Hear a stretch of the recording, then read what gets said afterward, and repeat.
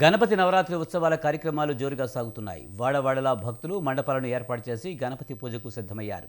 ఇందుకు కావలసిన పూజా సామాగ్రిని కొనుగోలు చేయడంలో భక్తులు నిమగ్నమే ఉన్నారు. వరంగల్ నగరంలో పూజా సామాగ్రి కొనుగోలు కేంద్రాల వద్ద భక్తుల రద్దీ విపరీతంగా పెరిగిపోయింది. వరంగల్లో నెలకొన్న భక్తుల సందడి గురించి మరింత సమాచారం మా ప్రతినిధి అశోక్ అందిస్తారు. ఉత్సవాలు అయితే ప్రారంభమయ్యాయి. ఈ రోజు నుండి 9 రోజుల పాటు గణపతి వివిధ మండపాలలో అయితే పూజలు అందుకున్నారు. ఈ రోజు ఉదయం నుండి గణపతి ఉత్సవాలు సాగనున్నాయి.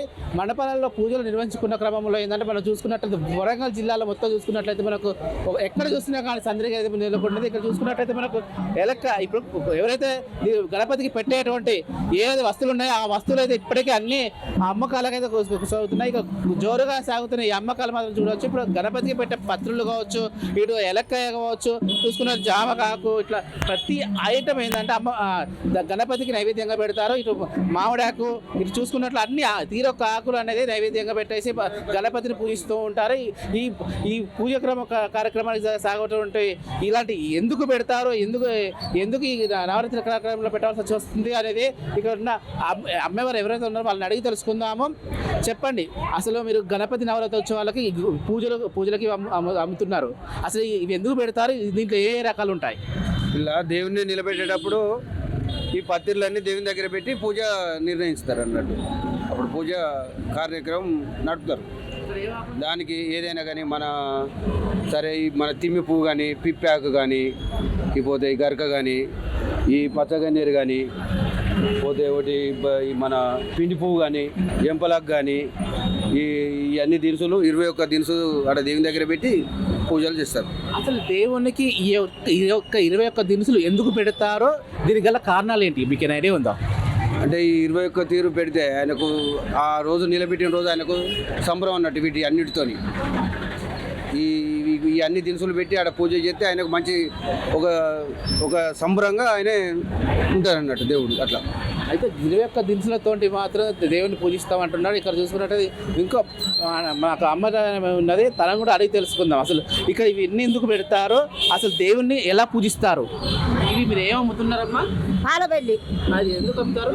మేము మామిడికాయ, ఎలుక్కాయ, చుత్తపలకాయ, జామకాయ అవన్నీ కట్టి కంకి కట్టి 9 పత్తిర్లు కడతారు, పూలు కడతారు, దేవుని మీద తొట్టెలు కడతారు. అసలు ఎందుకు కడతారమ్మా?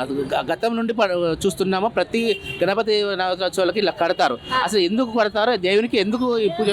దేవుని అది ఏడాది కొనాడు దేవునికి పెడతారు. అది గట్లా పెట్టడం వల్ల యూజ్ ఏంటి అసలు? పెట్టడం వల్ల దేవునికి మంచి సంబరం అనిపిస్తుంది. గట్లా అంటే గతంలో మీరు పూజించినప్పుడు కూడా ఇవి ఉన్నాయా? చిన్నప్పటి నుంచి పూజిస్తా అంటే ఇట్లా కడతారు. ఇప్పుడు మీరు అమ్ముతున్నారు కదా, వీటిని ఏమంటారు? పాలబెల్లి. ఈ పాలబెల్లి దేనికి యూజ్ చేస్తారమ్మా? ఈ నాయకుడికి పూలు కట్టాలి, అన్ని కడతారు సారు. ఇప్పుడు మీకు అమ్ముతున్నారు కదా, దీంట్లో ఎలా ఉంది? ఇప్పుడు పొద్దు నుంచి అమ్ముతున్నారు అంటే కొనుగోలు ఎలా ఉన్నాయి?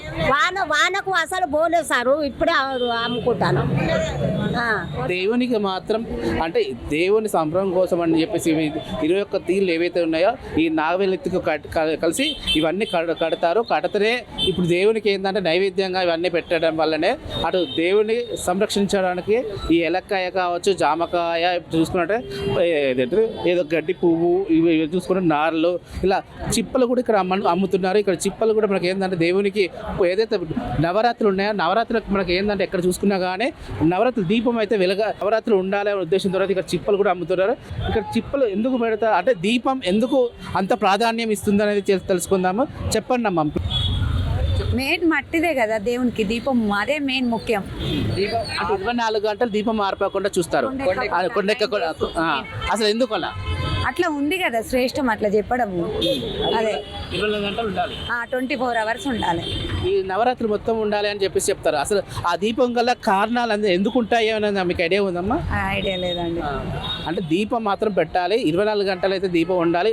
9 రోజులు ఏదైతే ఉంటాయో ఆ 9 రోజులు కూడా దేవునికి శ్రేష్టంగా దీపం అయితే పెడతారు. ఈ దీపానికి సంబంధించిన మనకు చూసుకున్నది చిప్పలు కావచ్చు, వత్తులు కావచ్చు, ప్రతిదీ ఇక్కడ అమ్మకాలు జరుగుతున్నాయి. వివరంగా చూసుకున్నట్టయితే నవరాత్రి ఉత్సవాలు ప్రారంభం కావడంతో అయితే ఇక్కడైతే గిరాకీ మాత్రం జోరుగా సాగుతుంది. ఈ జోరుగా సాగుతున్న గిరాకీలు ఏవైతే ఉన్నాయో జిల్లా నుంచి అంటే ఉమ్మడి జిల్లా వ్యాప్తంగా వచ్చేటువంటి భక్తులు ఎవరైతే ఉన్నారో ఇక్కడ విగ్రహాలు అక్కడ కొనేసి ఇక్కడికి వచ్చేసి ఇక్కడ పత్రులు అంటే 21 రకాల పత్రులకు ఇక్కడ కొనేసి తర్వాత ఏంటంటే దానికి సంబంధించిన పూజ సామాగ్రి ఏమైందో పూజ సామాగ్రి కూడా ఇక్కడ పక్కకి అమ్ముతున్నారు.